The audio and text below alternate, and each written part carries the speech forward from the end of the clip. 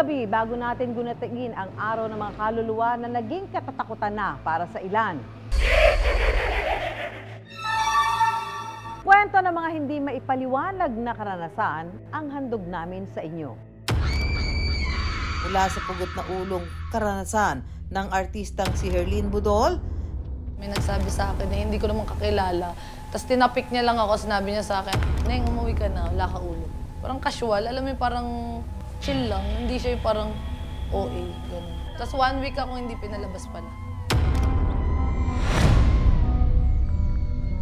Na makapanindig balahibo ring nangyari sa ka-wonder nating si Jomar. May isa pong tao na empleyado na tinitingnan po ako. Maya-maya lang, bigla po siya lumapit sa akin. Sabi niya, nakita kasi kita, wala kang ulo. Maging si Empoy, may kwento rin daw ng katatakutan na hindi rin maipaliwanag. Nakaganon siya, tapos wala siyang muka. Ang mga pumaparadang nakaputi sa Siquijor, kulto nga ba? At ang pagpaparamdam ng inembalsamong embalsamador. Hindi ko lang sukat akalain na ako pa pala ang mag-iimbalsamo sa nagturo sa akin mag-imbalsamo. Walang pinipiling lugar, oras at tao. Pero kaya pa ba itong ipaliwanag ng mga eksperto? O baka naman maling akala lang nating mga tao? I wonder, ano-ano ang mga kwento sa likod ng mga kababalaghan.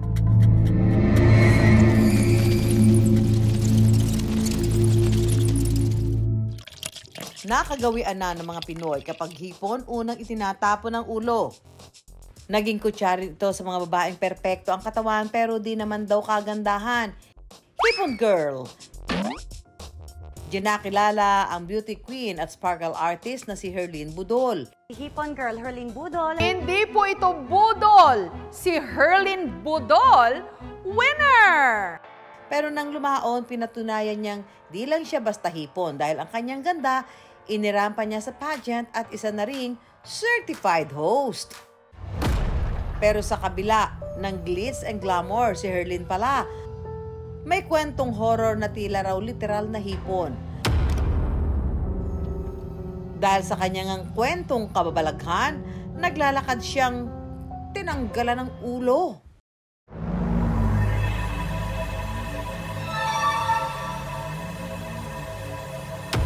Yes! Sabi sa'yo, lahat ng lakad bukasan. Yes! Sobrang... Yes!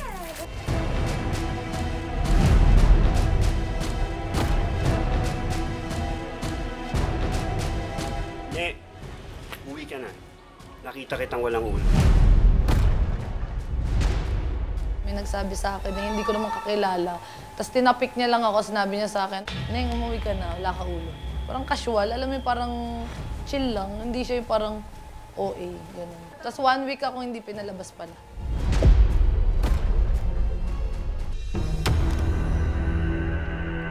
Marami na tayong nababasa at narinig na kwento ng pugot na ulo. Ang pari sa Diplomat Hotel sa Baguio at sa isang simbahan sa Los Baños, Laguna. Lahat puno ng misteryo na kapag hindi sumunod sa pamahiin, nauuwi raw sa peligro. Ganito ang sinapit ng ka-wonder nating si Ron na di umano nakitang pugot ang ulo. Boss, okay lang po ba pa-check out ng mga receiver natin? Sa kalagitnaan kasi ng kanyang pakikipag-usap sa amo, isang construction worker daw ang dumaan at tila ba titig na titig sa kanya. May isa pong tao na empleyado na hindi naman medyo kalayuan, tinitingnan po ako. Bali, tinitingnan ko rin po siya. Siguro po, maya-maya lang, bigla po siya lumapit sa akin. Iho, anong pangalan mo? Nakita kita, wala ka ulo. Sabi ko naman po, sabi ko baka malikmata ka lang kasi naka-helmet ako. Sabi niya, hindi, wala ka ring helmet. Kaya dun po, parang kinabahan na ako. Ingat ka, mag-ingat ka mabuti. Dahil sa nangyari, minabuti na raw ng kanyang amo na ihatid siya pa uwi. Pero pakiramdam niya, para bang may kakaibang elementong nakasunod sa kanila. Pakiramdam ko po nun, parang lagi pong meron sa likod ko eh. Mga oras na po yun, talagang napakabigat po sa pakiramdam eh. Parang nag-aangatan po yung balahibo ko. Yung talagang pakiramdam lang po na parang laging may nakatingin sa'yo. Gawa ng takot, kumonsulta na rin sila sa albularyo ng kanyang misis. Ang nakita po ng albularyo sa kandila is maitim po. Bali, ang sabi po ng albularyo is munti ka na raw po ako. Yung itim na daw po yun, ang tingin niya raw po yun is sundo. May mga ritual po siya na sinasabi na parang Latin po na hindi ko na po kasi maintindihan. Sabi niya po, sundo daw po yun eh. Kinabahan na rin no, kasi feeling ko parang mawawala na ako.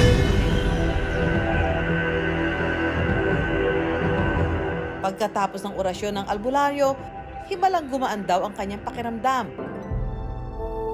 Gaya ni Jomar, sinunod na rin ni Herlin ang payo ng ama. Ngayon anak, ligtas ka na. Wala nang gagambala sa'yo. Pero I wonder saan nagmula ang mga kwento ng pugot na ulo. Panahon, lalo-lalo na nung panahon ng mga Kastila, marami sa mga Pilipino ay nakaka-experience no, ng pagpugot ng ulo ng mga, halimbawa na lamang ng mga pari, at dahil dito, naging kwentong bayan at naging laganap itong kwento na ito. At dahil dyan, nagkakaroon ng chill factor, dahil nga kapag nakakakita ka ng pugot ng ulo, ibig sabihin yun na ay pwede ka nang mamatay. Sagot naman ng Simbahang Katoliko sa ganitong pangyayari.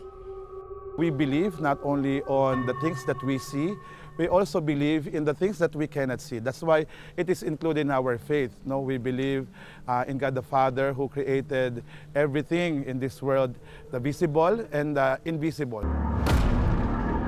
Pagi si Empoy, hindi rin nakaligtas sa mga kababalaghan. Ang kanyang kwento.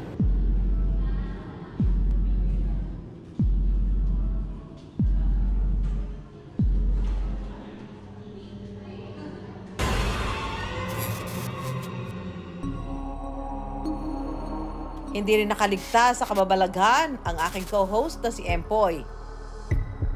When I was in first year college, kasi that time nag-aaral ako mass communication somewhere in Bulacan. Tapos yung graveyard naman pagkagabi nag-work ako sa isang convenience store.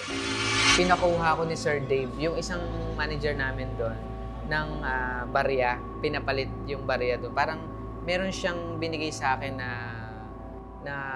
buo na pera, tapos binigay niya sa akin susi. So pumunta ka doon sa may opisina, may mga barya doon, papalitan mo to para may barya tayo. Pagbukas daw ng pinto ni Empoy, dalawang kandilang nakasindi at bulaklak ang bumungad sa kanyang paanan. Ba't ka may ganito dito? Siguro hindi uuwi sila Sir Dave o si Sir Chris sa province nila. Dito sila mag-uundas. Hindi ko na pinansin. Pagpunta ko doon, 1, 2, 3, tapos nung pagganyan ko pang 4 na ganyan,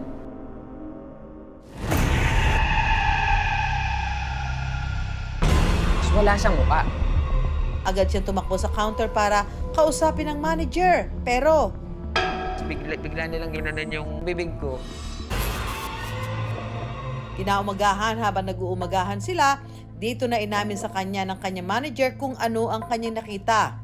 Sabi niya, Julius, pasensya ka na. Hindi namin sinabi sa'yo kagabi kung sino yung nakita mo.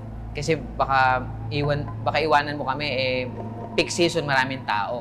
Yung nakita mo kagabi, baka sir, dapat mariregular na dapat dito yun. Kaso, ayun, binangungot siya noong 1996. Kaya naglalagay tayo ng kandila at bulaklak tuwing sasapit ang undas. Agad daw tumayo ang balahibo ni Empoy nang marinig ang kwento. Kaya nang sumapit ang 6:00, agad siyang nag-out at umalis sa pinagtatrabahuhan. Tapos di ko na kinuha yung hindi ko na kinuha yung ATM ko. Hindi ko na kinuha yung sahod ko, hindi ko na nakanasoli yung uniform eh. Hindi na ako nagpakita talaga. Pagpapasalamat ni Empoy, hindi na raw ito naulit pa. All you have to do is prayers talaga. Magdasal talaga kayo kasi most powerful na talagang sandata natin dito sa mundo, prayers talaga.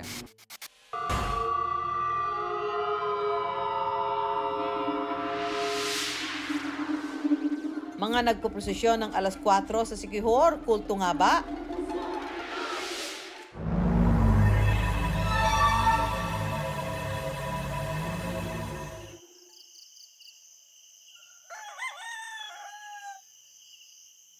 Dito sa Barangay Tacloban sa probinsya ng Siquijor, may pumaparada raw pagsapit ng alas 4 ng umaga.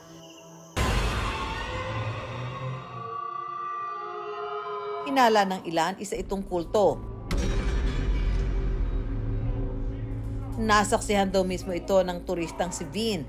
Niyaya ako ng aking barkada na pumunta sa Siquijor para ma-island tour. At para sumama naman ako kasi gusto ko rin mag-unwind. Nang makarating sila sa kanilang titirahan kinaumagahan, binalak niyang mag-jogging nung umaga. Doon napansin ko na may mga babaeng matanda at may dalang kandila, cross at santo. Nang makita ito, tumindig daw ang kanyang mga balahibo. Pero ano nga ba ang nakita ni Bin? Isa nga ba itong kulto? Para sagutin ang haka-haka ng ating mga ka-wonder, tumungo kami sa Siquijor at pinuntahan ang barangay kung saan nagpoprosesyon ng mga nakaputing tao, ang Barangay Tacloban. Naglibot-libot sa barangay ang I-Wonder team hanggang sa nakilala namin ang isa sa kasali sa prosesyon, si Francisca. Pero paglilinaw ni Francisca, hindi raw sila kulto. Sa panahon nga kami ay magdarasal sa Don Rosario, sa barangay namin, ang mga tao dito matutuwa at masisihan sila. Pero sa ibang tao, parehas sa mga dayuhan na hindi alam kung ano ang ginagawa namin, yun ang sasabihin nilang kulto. Pero ito ay hindi kulto. Kan ubos na kinipaghingilin, ipakita mo ka na mo. Nagsimula raw ang Don Rosary Procession noong 1993 sa pamumuno ng mga kababaihang deboto ng Our Lady of Fatima.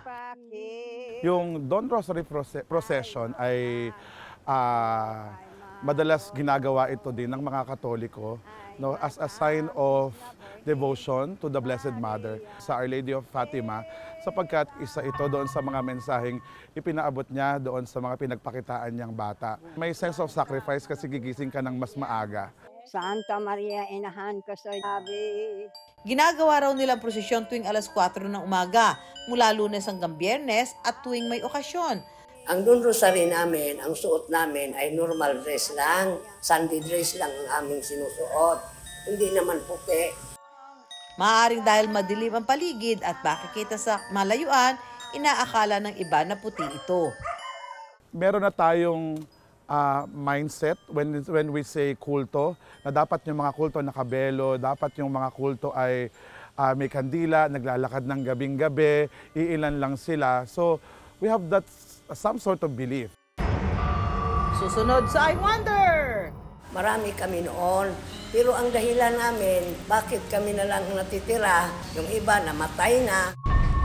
At ang pagpaparamdam ng inembalsamong embalsamador. Hindi ko lang sukat akalain na ako pa pala ang mag-iembalsamo sa nagturo sa aking mag-embalsamo.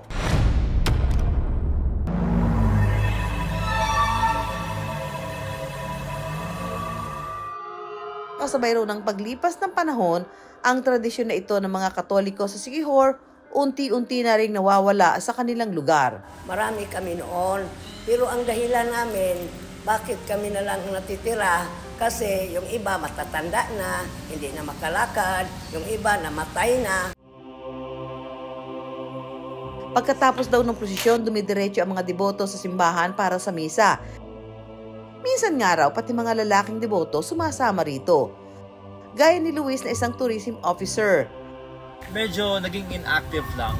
And then naisipan ko, nung may lumabas sa social media about the Dawn Rosary, instead of medyo parang na-curious ako ba na sumama ulit. Kaya ngayong araw, babalik daw si Luis sa nakagawian at muling ipakikita ang kanyang pagmamahal at debosyon kay Virgin Mary of Fatima. Pero sa hindi inaasahan, nung umaga na yon, nagbago ang panahon at biglang umulan. Kung kaya't minabuti nilang magdasal sa loob ng kapilya ng Mother of Perpetual Help. Mga kawander, huwag kayong matakot sa amin kung makikita mo kami sa daan kasi nagdarasal kami para sa ating lahat, para ligtas tayo sa sakuna, para malinaw ang mga lugar natin. Yun lang ang pakay namin sa pagdunro-rosary namin. Wala kaming kulto, huwag kayong matakot kasi mga tao lamang kami sama sa inyo. Pinakita namin kay Vince ang eksplanasyon na ito nila Francisca. Na-realize ko na huwag agad tayong maniwala sa mga larawan at video. At based naman sa nakita ko sa interview, wala talagang kulto dito sa Siquijor. Para kina Francisca, na nagpapatuloy ng Dawn Rosary Procession sa Siquijor, mainam na alamin muna ang kumpletong istorya sa likod ng bawat haka-haka.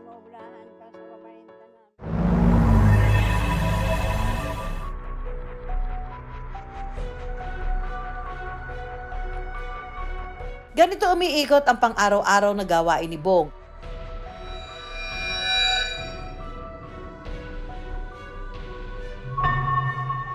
Ang maghanap buhay para sa patay. Si Bong kasi 10 taon ng embalsamador. At hindi rin daw siya nakaligtas sa di umanong mapanuksong pagpaparamdam ng mga kaluluwa.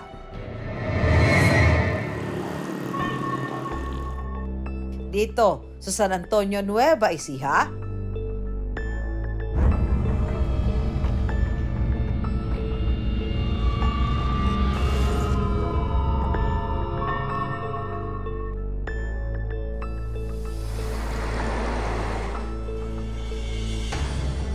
Buti dumating ka. Ha?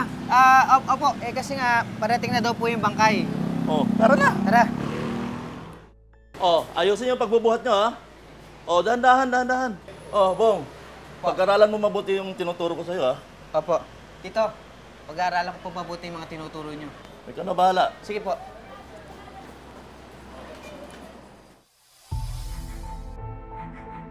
Bong, huwag kang matakot sa patay. Hindi nakakatakot ang patay. Ang trabaho natin, gawin natin presentable ang patay. Iangat natin ang make-up. O sige, ikaw gumawa niyan. Huwag kang matakot. Ayan, basta dahan-dahan lang, ha? Ayan. Ikaw na bahala dyan. Sige po, Tito. Kaya mo na yan, ha? Opo. O sige. Si Tito Nonong po ay ang may-ari po ng funeral service. Bali, siya rin po ang nagturo sa akin na mag-imbalsamo. Nangyayari po kasi sa akin na habang nakatakip pa lang yung patay ng kumot, may pangyayari na medyo nakalingon yung patay, tapos yung mata niya nakadilat pa. Kaya pagbukas ko, para siya nakatingin sa akin. May 20, 2020, ang petsang tumatak sa angka ng Malgapo. Nung time na pauwi na sila at dala na nila yung patay, dito sa may gawing hain, doon na umatake yung sakit niya. Bigla raw nakaramdam ng paninikip ng dibdib si Nonong. Kaya ang ginawa ng pamilyang kasama doon sa loob ng sasakyan, pinahinto na kasi nga baka ma-aksidente sila or ano man ang mangyari.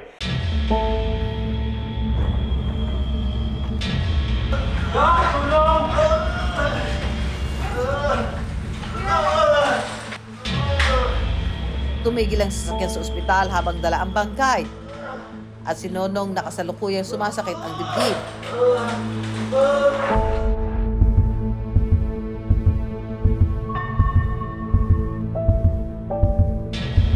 Nung time na yon, sinabi na lang ng doktor na nire-revive na lang yung Tito Nonong ko. Tinanggap namin na talagang pawala na siya. Ang dapat sana'y susundo lang sa bangkay na si Nonong. Bangkay na rin dinala sa punerarya. Nonong Maglapo, yung tito ko po. Paano kung ang pinakamamahal mong tiyuhi na yumao na ang magpakita sa iyo? Tatakbo ka ba? Samahan niyo kami sa pagbabalik ng I Wonder.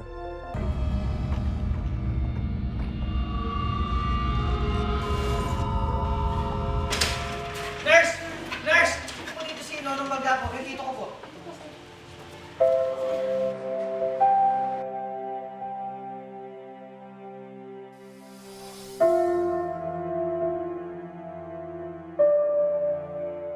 Parang ang hirap lang naisipin na dati kasama ko lang siyang gumagawa tapos yung time na yun siya naman ang gagawin ko. Talagang medyo nahirapan ako nung time na yun. Pero nitong taon lamang si Nonong tila raw nagparamdam.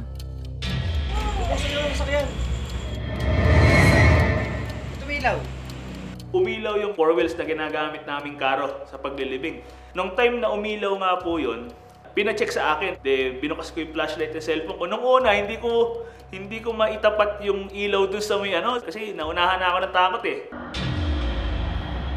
Baka ako pag silip kong ganun sa may mismong salamin, nakaupo dun sa may mismong driver si Nonong. At nang kanilang silipin, wala naman daw tao.